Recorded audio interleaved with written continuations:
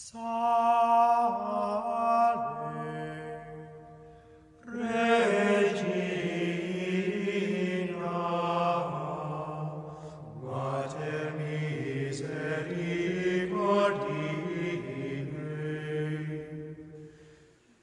Today we celebrate the feast of Our Lady of the Angels.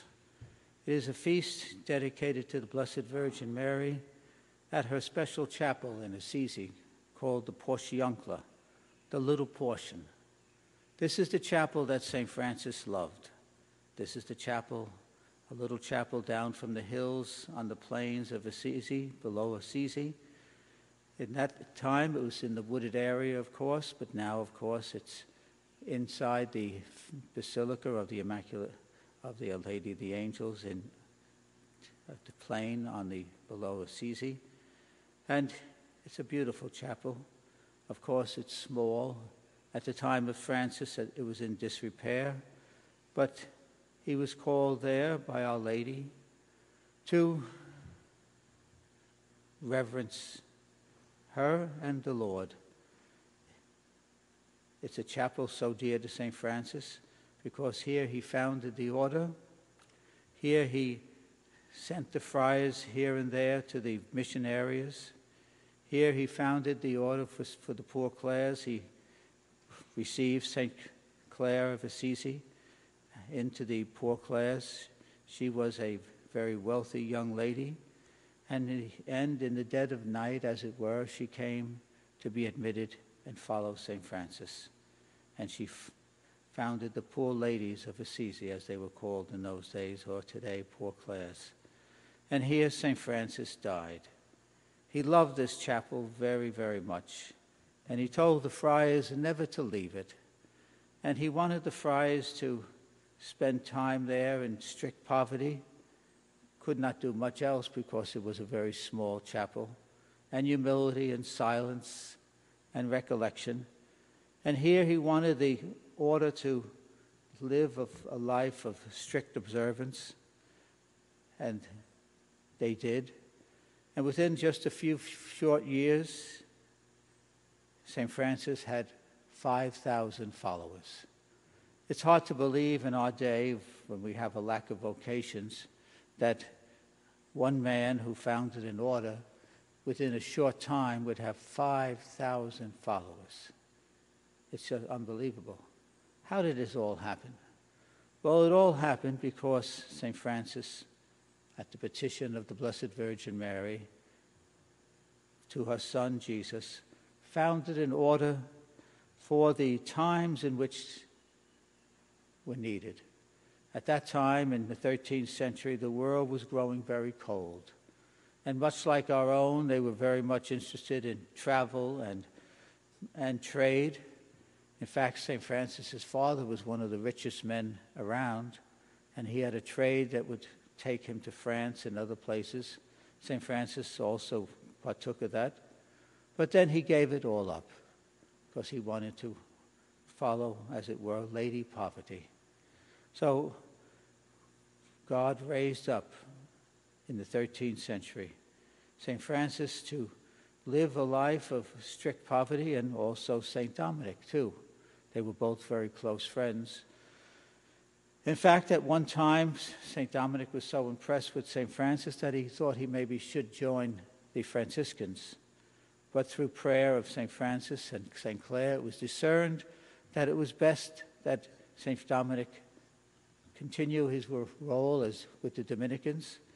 As you know, the Dominicans are also mendicants, poor friars, but they have a different charism. Theirs was preaching especially, and of course from them we have the great Albertus Magnus, Albertus the Great, and St. Thomas Aquinas. So it was all part of God's plan. So St. Francis was raised up by Our Lady. And this is why he loved this chapel, the Lady of the Angels. And he would often hear the angels sing in this chapel. And he told his brothers never to leave this place. If they send you out one door, he said, come into the other door. And in the major life of St. Francis, St. Bonaventure tells of St. Francis and the Portiuncula. Quote St. Bonaventure, "As he was living there by the church of Our Lady, the Portiuncula, Francis prayed to her who had conceived the Word, full of grace and truth, begging her insistently and with tears to become his advocate. He embraced the Mother of our Lord Jesus Christ with indescribable love. After Christ, he put all his trust in her and took her as his patroness for himself and his friars." End quote, St. Bonaventure, in the major life of St. Francis. It's a beautiful writing, and it tells us about how St. Francis loved Our Lady, begging her with tears and prayers to become his advocate. Not only his advocate, but the advocate of his order. No wonder the growth of the order was so stupendous. Tremendous growth. And Franciscans thereafter went throughout all of the world and Europe and converted many. And the rest is all history. So on this day, the birthplace of our order, the womb, as it were, of the chapel of Our Lady of the Angels, we all rejoice. It is truly a blessed day, because it's the beginning of St. Francis and his order.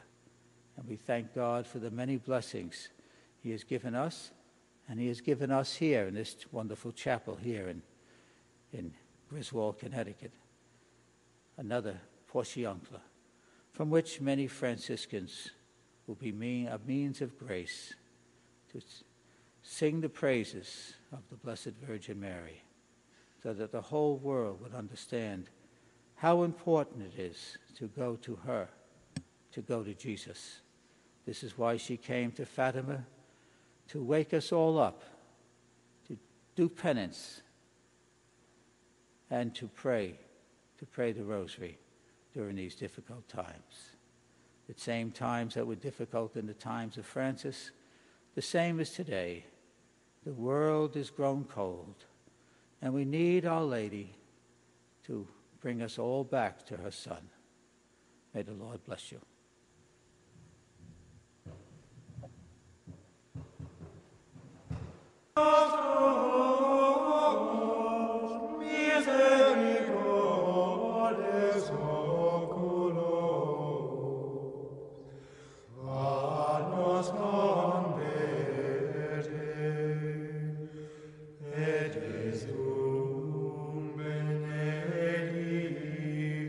Fructum ventris tuum,